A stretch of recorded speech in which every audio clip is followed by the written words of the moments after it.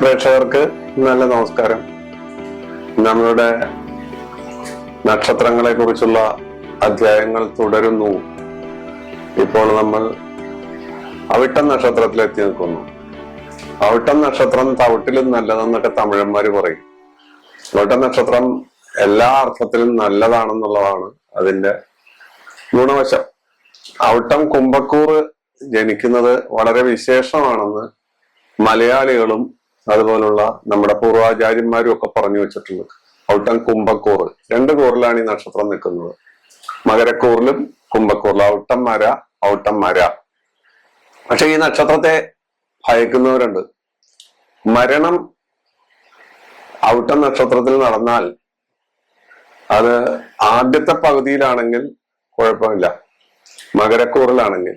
കുംഭക്കൂറിലാണെങ്കിൽ വസുപഞ്ചകം എന്ന് പറയുന്ന പഞ്ചകദോഷം, ഇത് പഞ്ചമിയുമായി ബന്ധപ്പെടുത്തി നമ്മുടെ നാട്ടിലെല്ലാം പല തട്ടിപ്പുകളും നടക്കുന്നുണ്ട്. പഞ്ചമിയിൽ മരിച്ചാൽ നല്ലതാണ്, കുഴപ്പമൊന്നുമില്ല. അതുകൊണ്ട് പഞ്ചകത്തിൽ, പഞ്ചകം എന്ന് പറഞ്ഞാൽ ഔട്ടത്തിന്റെ അവസാനത്തെ പാദമാണ്, അവസാനത്തെ പകുതി. ഔട്ടം അരയും, അര മകരക്കൂറ്, അര കുംഭക്കൂറ്. കുംഭക്കൂറിൽപ്പെട്ട അരയിൽ ജനിച്ചാൽ വസുപഞ്ചകം എന്ന് പറയുന്ന ഒരു അവസ്ഥയുണ്ട്. അത് ദോഷമാണ്. അതിനുള്ള പരിഹാരമൊക്കെ നമ്മൾ ആ എപ്പിസോഡ് ചെയ്തിട്ടുണ്ട്. സഞ്ചയനം എന്ന് പറയുന്ന അധ്യായം ചെയ്തപ്പോൾ ഇതിനെക്കുറിച്ച് വിശദമായി പറഞ്ഞിട്ടുണ്ട്. അപ്പൊ അവിട്ടം നക്ഷത്രം നമുക്ക് അസുരനാളാണ്. പക്ഷെ ഇത് ആകാശവീഥിയില് ആടിന്റെ തല പോലെ കാണുന്ന 6 നക്ഷത്രമാണ്. 6 നക്ഷത്രങ്ങളുടെ കൂട്ടമാണിത്. 3 നാളാണ്. മുഹൂർത്ത നക്ഷത്രമാണ്. ഉപനയനം, അതുപോലെ ഗ്രഹാരംഭം, വ്യവഹാരം കൊടുക്കല്, ആ വ്യവഹാരം ആരംഭിക്കല്, കേസ് കൊടുക്കല്, ഉദ്യാനം നിർമ്മിക്കല്, അതുപോലെ ഒരുപാട് കാര്യങ്ങൾക്ക്, വാഹനം വാങ്ങല്, വീട് താമസത്തിന്, കട്ട്ള വെപ്പിന്, ഇങ്ങനെയൊക്കെയുള്ള കാര്യങ്ങൾക്ക് ഈ നക്ഷത്രം ഉപയോഗപ്പെടുത്താറുണ്ട്. വിവാഹത്തിനൊക്കെ ഔട്ടം ഉപയോഗിക്കാറുണ്ട്. അത് മുഹൂർത്ത നാളാണ്. എന്നാൽ ഇവൻ അസുരനാളാണ് താനും. പഞ്ചാംഗത്തിൽ പറഞ്ഞിരിക്കുന്ന കാര്യം അനുസരിച്ച് ഇതിന്റെ വൃക്ഷം നല്ല ആൾ, അതുപോലെ വൃക്ഷം മൃഗം നല്ല ആൾ, വൃക്ഷം വന്നി എന്ന് പറയുന്ന വൃക്ഷമാണ്. അതുപോലെ ഗണം അസുരനാണ്, യോനി സ്ത്രീയാണ്, സ്ത്രീ നക്ഷത്രമാണിത്. പിന്നെ അതുപോലെ പക്ഷി മയിലാണ്, ഭൂതം ആകാശമാണ്, ദേവത വസുക്കളാണ്. ഇതൊക്കെയാണ് ഇതിൽ പറയുന്ന കാര്യങ്ങൾ. അതൊക്കെ നമ്മൾ ജനറലായിട്ട് കാണുന്ന കാര്യമാണ്. പക്ഷെ ഇത് പറയാതെ നിവൃത്തിയില്ല.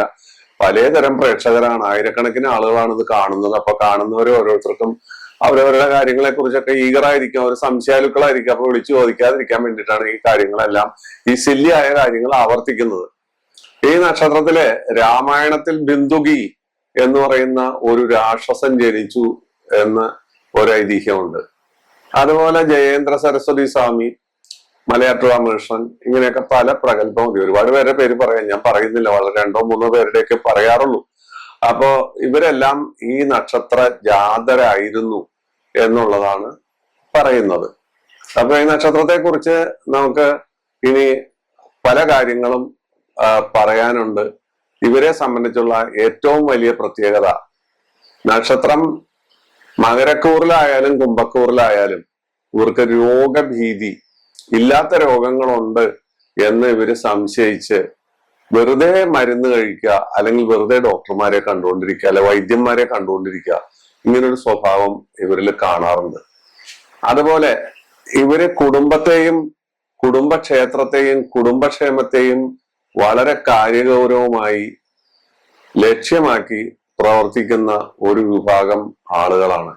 അവരെ സംബന്ധിച്ചിടത്തോളം അവരുടെ കുടുംബവും കുടുംബശ്രേയസ്സും അവർക്ക് വളരെ പ്രിയപ്പെട്ട ഒരു കാര്യമാണ്. അതുപോലെ ശുദ്ധത, ഇവര് ഉള്ള കാര്യം സത്യം സത്യം പോലെ പറയും, വളച്ചൊടിക്കാതെ തുറന്നു പറയുന്ന ഒരു കൂട്ടരാണ്. ഒന്ന് പറഞ്ഞ് മറ്റൊന്ന് പ്രവർത്തിക്കുക എന്നുള്ള ഒരു അവസ്ഥ അവർക്കില്ല. പക്ഷെ ഭാഗ്യദോഷം അവരുടെ കൂടെ പുറത്താണ്. ഭാഗ്യം അവരെ പലപ്പോഴും തുണയ്ക്കാറില്ലെന്നുള്ളതാണ് അവരുടെ ഏറ്റവും വലിയ ഒരു ദോഷമായി വരുന്നത്. ഒരുപാട് പ്രവർത്തിക്കും, ഒരുപാട് അധ്വാനിക്കും, കഴുത കുങ്കുമം ചുമക്കുന്നത് പോലെ അവര് പല കാര്യങ്ങളും ചെയ്യും. ചെമ്പില് അമ്പഴങ്ങ പുഴുങ്ങി തിന്നത് പോലെ അവര് വളരെ വലിയ വലിയ കാര്യങ്ങൾ പറയും. ഇതൊന്നും ശരിയായിക്കൊള്ളണമെന്നില്ല, അതിനൊന്നും അവർക്ക് പ്രതിഫലം കിട്ടിക്കൊള്ളണമെന്നില്ല. ഇതും ഇവരുടെ ഒരു ദോഷവശം തന്നെയാണ്. അത് അവിട്ടം നഗരക്കൂറിനാണ് അത് കൂടുതൽ സംഭവിക്കുന്നത്. കുംഭക്കൂറിന് അത്രത്തോളം സംഭവിക്കാറില്ല. കുംഭക്കൂറിന് ഭാഗ്യമുണ്ട്, അല്ലെങ്കിൽ കുംഭക്കൂറിന് ഇത്തരം ദോഷങ്ങൾ ബാധിക്കില്ല എന്നൊരു നിയമവും പറയാറുണ്ട്. എന്നുവെച്ചാൽ കുംഭക്കൂറും മകരക്കൂറും ശനിയുടെ ക്ഷേത്രമാണ്. അപ്പൊ അതുകൊണ്ട് ഇവർക്ക് പൊതുവായ ഒരു സ്വഭാവം തന്നെ ഉണ്ടാവും. സാധാരണ രണ്ട് കൂറിൽ വരുന്ന നക്ഷത്രങ്ങൾക്ക് ഞാൻ എപ്പോഴും പറയും, ഒരാൾക്ക് മകരക്കൂറിൽ ജനിച്ച ആൾക്കും ധനുക്കൂറിൽ ജനിച്ച ആളുകൾക്കും വ്യത്യസ്തമായ രീതികൾ ഉണ്ടാവാം. രണ്ട് കൂറ്, ആ കൂറിന്റെ ഉടമസ്ഥന്മാര് രണ്ടായിരിക്കും. ഇവിടെ അത് ഒരു പ്രത്യേകത ഉള്ളത് മകരത്തിന്റെയും കുംഭത്തിന്റെയും ഉടമസ്ഥൻ ശനിയാണ്. അപ്പൊ ശനിയുടേതായ ചില സ്വഭാവ വിശേഷങ്ങൾ കാണും. ശനി മടിയനാണ്, ശനി മുടന്തനാണ്, ശനി നല്ലവനാണ്, ശനി അതുപോലെ തന്നെ ക്രൂരതയുണ്ട്. അനീതി കണ്ടാൽ ശനി എതിർക്കും. ശനി ജഡ്ജിയാണ്. ശനിയുടെ അടുത്ത് വേണ്ടാധീനങ്ങൾ കണ്ടാൽ ശനി നിശ്ചയമായി ശിക്ഷിക്കും. അടിസ്ഥാനത്ത് സൽപ്രവൃത്തിക്ക്, സാധുജന സംരക്ഷണം, അതുപോലെ രോഗദുരിതങ്ങൾ അനുഭവിക്കുന്നവരെ സഹായിക്കുക, അങ്ങനെയുള്ള കാര്യങ്ങളൊക്കെ ശനിക്ക് വളരെ ഇഷ്ടമാണ്. അതുപോലെ വേണ്ടാധീനങ്ങൾ കാണിക്കുക, സ്ത്രീ വിഷയങ്ങളിൽ ഇടപെടുക, അനാവശ്യമായി പണം കുന്നുകൂട്ടുക, ബ്രഹ്മസ്വത്ത് അപഹരിക്കുക, ഈ കാര്യങ്ങൾ ഒരിക്കലും ശനി വെച്ച് ഉറപ്പിക്കില്ല. അപ്പോൾ ശനി ജഡ്ജിയായി മാറും. അല്ലാത്ത സമയത്ത് ശനി സഹായിയായിട്ട് മാറും. ഈ അവിട്ടം നക്ഷത്രക്കാർക്കും ഈ സ്വഭാവമുണ്ട്. അനേകായിരം അവിട്ടം നക്ഷത്രക്കാരെ എടുത്തു നോക്കിയാൽ അവര് ഈ സ്വഭാവക്കാരാണ്. അവർ അനീതിക്കെതിരായി ശബ്ദമുയർത്തുന്നവരായിരിക്കും. അനീതി കണ്ടാൽ അവർ സഹിക്കില്ല.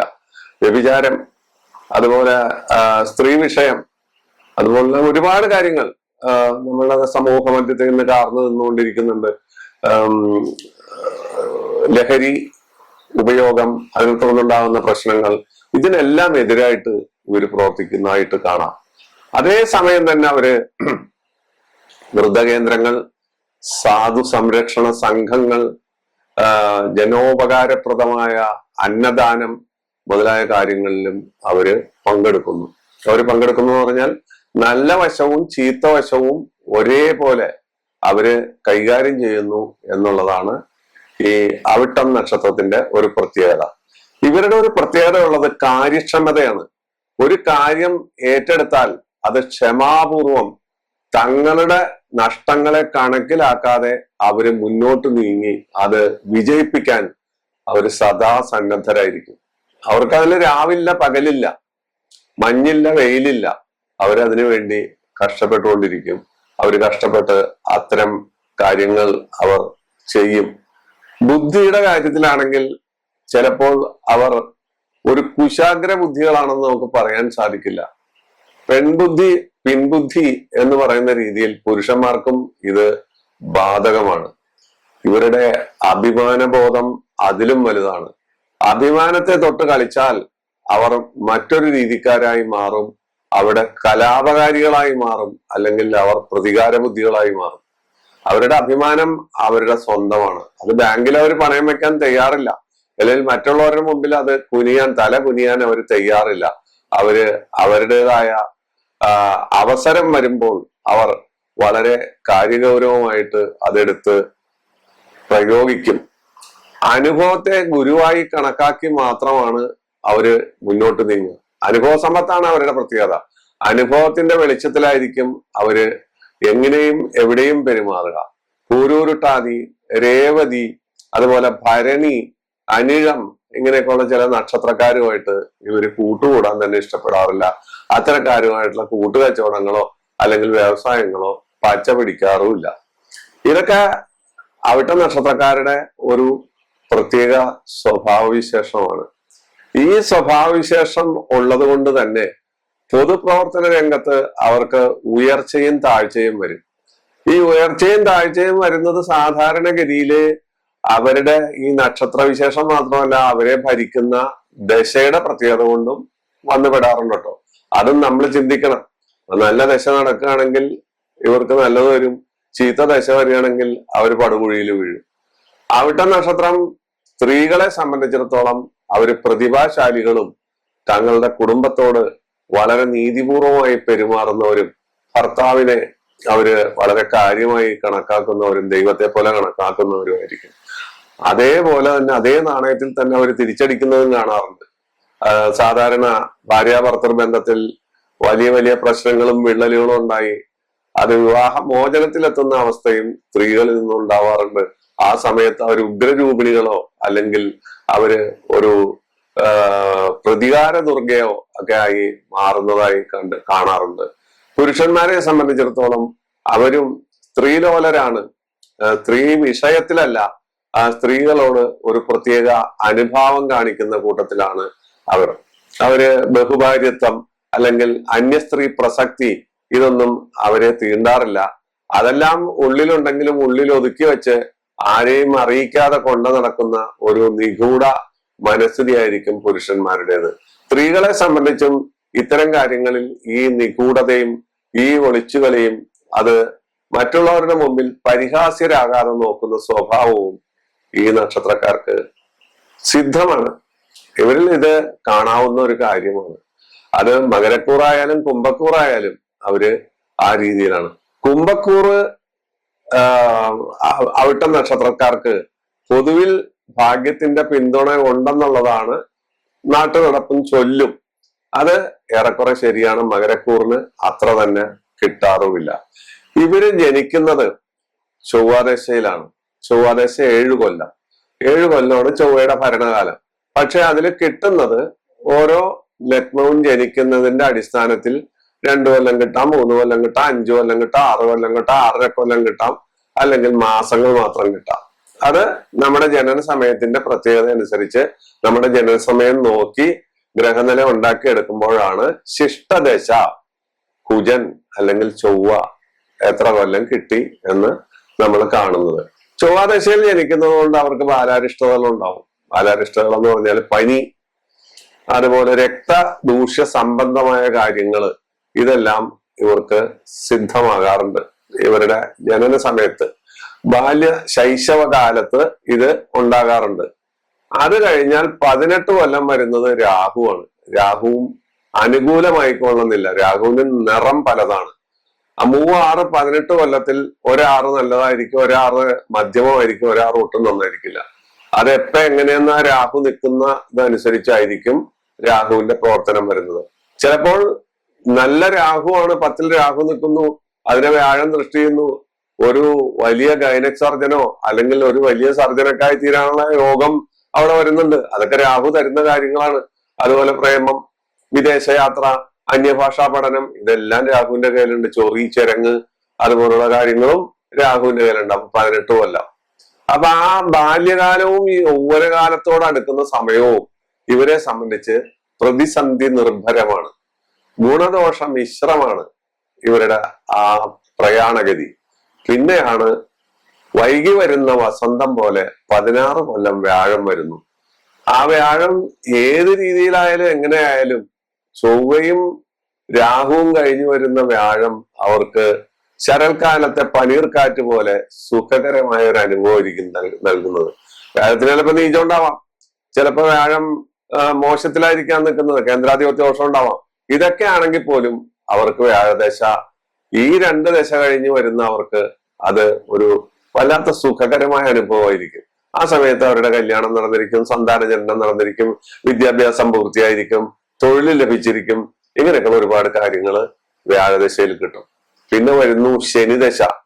വ്യാഴദശയേക്കാൾ വളരെ നന്നായിരിക്കും ശനിദശ. കാരണം ലഗ്നാധിപന്റെ ദശയായിരിക്കും അത് ഒരുപക്ഷെ. കാരണം മകരവും കുംഭവും ശനിയുടെ ക്ഷേത്രമല്ലേ, ആ നക്ഷത്രനാഥനല്ലേ. അപ്പോ ലഗ്നാധിപന്റെ ദശയായി വരുമ്പോൾ അത് ചിലപ്പോൾ അത് വലിയ വലിയ ഗുണങ്ങൾ ആ ദശ ഇവർക്ക് നൽകും എന്നുള്ളത് വേറൊരു കാര്യം. അല്ലാതെയും വരാം, മറിച്ചും വരാം. അത് ലഗ്നാധിപന്റെ അല്ലാതെ ശനിക്ക് മോശമുള്ള സ്ഥലത്തായിരിക്കും ശനി കയറി നിൽക്കുന്നത്. ചിലപ്പോൾ നീചത്തിലായിരിക്കും, മൗഢ്യത്തിലായിരിക്കും. അങ്ങനെയൊക്കെയുള്ള ഒരുപാട് കാര്യങ്ങളുണ്ട്. അത് നമ്മൾ കണ്ടില്ലെന്ന് അടിക്കല്ല, വെറുതെ വാചകം അടിച്ചിട്ട് കാര്യമില്ല, വെറുതെ വല്ലതും പറഞ്ഞിട്ടും കാര്യമില്ല. അത് കഴിഞ്ഞാൽ പിന്നെ ബുധദശയാണ് 17 കൊല്ലം വരുന്നത്. ആ ബുധനും ആ ബുധന്റെ നിലയും വിലയും അനുസരിച്ച് അവർക്ക് ഗുണഫലങ്ങൾ നൽകും. അത് കഴിഞ്ഞാൽ പിന്നെ കേതു, പിന്നെ ശുക്രൻ, അങ്ങനെ ദശകൾ മുന്നോട്ട് പോയിക്കൊണ്ടിരിക്കും.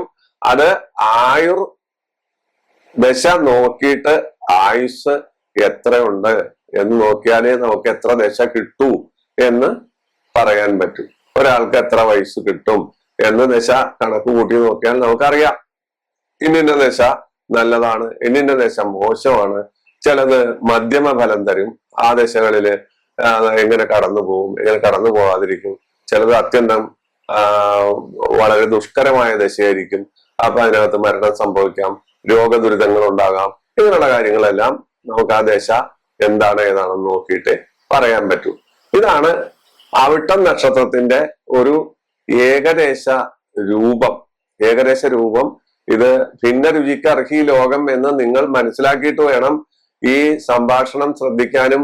ഈ പറയുന്നത് മുഴുവൻ ശരിയല്ല, ചിലര് പറയും 100% ശരിയാണ്, ചിലര് പറയും ഏറെ കുറെ കാര്യങ്ങളൊക്കെ ശരിയാണ്, ചിലര് പറയും മുഴുവൻ പൊളിയാണ് എന്ന് പറയും. ഇങ്ങനെയൊക്കെ പറയേണ്ടി വരും. കാരണം എന്ന് വെച്ചാല് പലർക്കും പല തരത്തിലാണ് ഓരോ ലഗ്നങ്ങളും പ്രതിനിധാനം ചെയ്യുന്നത്. പിന്നെ ഓരോ ലഗ്നത്തിനും നമ്മള് ഇവിടെ ഉൾക്കൊള്ളിക്കാറുള്ള ഒരു കാര്യം, ആരൊക്കെ പാപന്മാരാണ്, ആരൊക്കെ ഇഷ്ടദൈവമാണ്. അത് ഇഷ്ടദൈവത്തെ കണക്കാക്കുന്നത് എപ്പോഴും 5ഉം 9ഉം ഭാവം കൊണ്ടാണ്. ആരൊക്കെ പാപന്മാരാണെന്ന് നമ്മൾ കണക്കാക്കുന്നത് 11ാം ഭാവാധിപത്യം, 3ാം ഭാവാധിപത്യം, 2ാം ഭാവാധിപത്യം, കേന്ദ്രാധിപത്യ ദോഷം, അതുപോലെ അഷ്ടമാധിപത്യം, ഇങ്ങനെയൊക്കെയുള്ള ചില കാര്യങ്ങൾ വരുമ്പോൾ ചില ഗ്രഹങ്ങൾ ചില ലഗ്നങ്ങൾക്ക് പാപനാവുന്നു. അതിനെക്കുറിച്ച് നമ്മൾ പറയാതെ പോയാൽ ഈ എപ്പിസോഡ് വ്യർത്ഥമാകും. കേവലം ദിവസത്തെ ആയുസേ ഉള്ളൂ. ഇതിന് ദീർഘായുസുള്ള ഓരോ അധ്യായങ്ങളാണ് നമ്മൾ ചെയ്യുന്നത്. ഏത് കാലത്തും പ്രേക്ഷകർക്ക് ഇതെടുത്ത് നോക്കാം. എന്റെ കാര്യങ്ങൾ, എന്റെ നക്ഷത്രം, ഏത് ദശയാണ് നല്ലത് ചീത്ത എന്നൊക്കെ നമുക്ക് പറയാൻ പറ്റും. മേടലഗ്നം അവിട്ട നക്ഷത്രം ജനിച്ചാൽ അവർക്ക് ശുക്രനും ശനിയും ബുധനും പാവനാവുമ്പോൾ അവരുടെ ആരാധനാമൂർത്തി ശിവനും മഹാവിഷ്ണുവാണ്. അത് കഴിഞ്ഞാൽ ഇടവലഗ്നത്തിനെ സംബന്ധിച്ച് വ്യാഴവും ചന്ദ്രനും ഇവർക്ക് പാപനാണ്. എന്തുകൊണ്ടാണെന്ന് ഞാൻ നേരത്തെ നിയമം പറഞ്ഞു. അവരുടെ ആരാധനാമൂർത്തി വരുന്നത് ശ്രീരാമനും ശിവനുമാണ്. മിഥുന ലഗ്നത്തിന് കുജനും രവിയും ഗുരുവും പാപത്വം വരിക്കുമ്പോൾ അവരുടെ ആരാധനാമൂർത്തി ഗണപതിയും ഭഗവതിയും ശിവനുമാണ്. കർക്കിടക ലഗ്നത്തിനെ സംബന്ധിച്ച് ശുക്രൻ പാപനാണ്. അവരുടെ ആരാധനാമൂർത്തി മഹാവിഷ്ണു അഥവാ ഗുരുവായൂരപ്പൻ പോലെയുള്ള ദൈവങ്ങളും അതുപോലെ സുബ്രഹ്മണ്യനും ഭഗവതിയുമാണ് അവരുടെ ആരാധനാമൂർത്തി. പിന്നെ ചിങ്ങലഗ്നം വരുമ്പോ ചിങ്ങലഗ്നത്തിന് ബുധനും ശുക്രനും പാപത്വം വരുന്നു. അവരുടെ ഇഷ്ടദൈവം മഹാവിഷ്ണു, സുബ്രഹ്മണ്യൻ, ഭഗവതി. കന്നിലഗ്നത്തിന് ചന്ദ്രനും കുജനും വ്യാഴവും പാപനാണ്. അവരുടെ ഇഷ്ടദൈവം വരുന്നത് ഗണപതി, ഭഗവതി, ശിവൻ. തുലാം ലഗ്നത്തിന് വ്യാഴവും രവിയും കുജനും പാവനായി മാറുമ്പോൾ അവർ ആരാധിക്കേണ്ട ദൈവം ശിവനും ശ്രീരാമനുമാണ്. വൃശ്ചിക ലഗ്നത്തിന് ബുധനും കുജനും ശുക്രനും പാവനായി മാറുമ്പോൾ മഹാവിഷ്ണുവും ഭഗവതിയും അവരുടെ ഇഷ്ടദൈവമായി അവർക്ക് 5ഉം 9ഉം ഭാവം കൊണ്ട് ആരാധിക്കാം. ധനലഗ്നത്തിന് ശുക്രനും ശനിയും പാവനായി വരുമ്പോൾ സുബ്രഹ്മണ്യനെയും ശിവനെയും അവർക്ക് ആരാധിക്കാവുന്നതാണ്.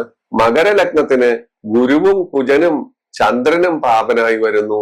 അവരുടെ ഇഷ്ടദൈവം 5ഉം 9ഉം ഭാവം കൊണ്ട് ഗണപതി, ഭഗവതി, ശ്രീരാമൻ, ഹനുമാൻ. ശ്രീരാമന്റെ അടുത്ത് എപ്പോഴും ഹനുമാന്റെ സാന്നിധ്യം ഉണ്ടാകും. കുംഭലഗ്നത്തിന് വ്യാഴവും ചന്ദ്രനും പാപത്വം വരിക്കുമ്പോൾ അവർ ആരാധിക്കേണ്ട ദൈവം 5ഉം 9ഉം ഭാവം കൊണ്ട് ശ്രീരാമനും അതുപോലെ ഹനുമാനും അതുപോലെ ശിവനും ആയിരിക്കും. ഗണപതിയും ഭഗവതിയും ആ കൂട്ടത്തിൽ അവർക്ക് കൂട്ടാം. ഗണപതിയും ഭഗവതിയും കൂടി അവിടെ വരും. മീനലഗ്നത്തിന് ശനി, ശുക്രൻ, രവി, ബുധൻ മുതലായവരൊക്കെ പാവന്മാരാണ്. അപ്പൊ അവർക്ക് ഭഗവതിയെയും സുബ്രഹ്മണ്യനെയും 5ഉം 9ഉം ഭാവാധിപത്യം കൊണ്ട് ഇഷ്ടദൈവമായിട്ട് ആരാധിക്കാം. ഇതാണ് അവിട്ടം നക്ഷത്രത്തിന്റെ തുടക്കം മുതല് അവസാനം വരെയുള്ളതായ വരും വരായികകൾ. ഇത് ഓരോ ലഗ്നത്തിനും നമ്മൾ ഇത് ആവർത്തിച്ച് പറയുന്നുണ്ട്. കാരണം എല്ലാവർക്കും അത് പ്രയോജനപ്പെടണം. ഇതെടുത്ത് നോക്കുന്നവർക്ക് ഒരു ലഗ്നത്തിന്റെ കാര്യം മറ്റൊരു ലഗ്നത്തിൽ റെഫർ ചെയ്താൽ മതി എന്ന് പറയാതിരിക്കാൻ ഈ കാര്യങ്ങൾ ആവർത്തന വിരസത ഉണ്ടെങ്കിൽ പോലും നമ്മളത് പറയുകയാണ്. എല്ലാവർക്കും അവരവരുടെ കാര്യങ്ങൾ കാക്കയ്ക്ക് തൻകുഞ്ഞ് പൊൻകുഞ്ഞ് എന്ന് പറയുന്ന രീതിയിൽ അവരവരുടെ നാളും അവരവരുടെ നാളിന്റെ കാര്യങ്ങളും ഓരോരുത്തരാണ്, ആ നാളുകാരാണ് കൂടുതൽ നോക്കുന്നത്. അല്ലെങ്കിൽ അച്ഛനോ അമ്മമാരോ അല്ലെ ഭാര്യമാരോ ഭർത്താക്കന്മാരോ ഒക്കെ നോക്കും.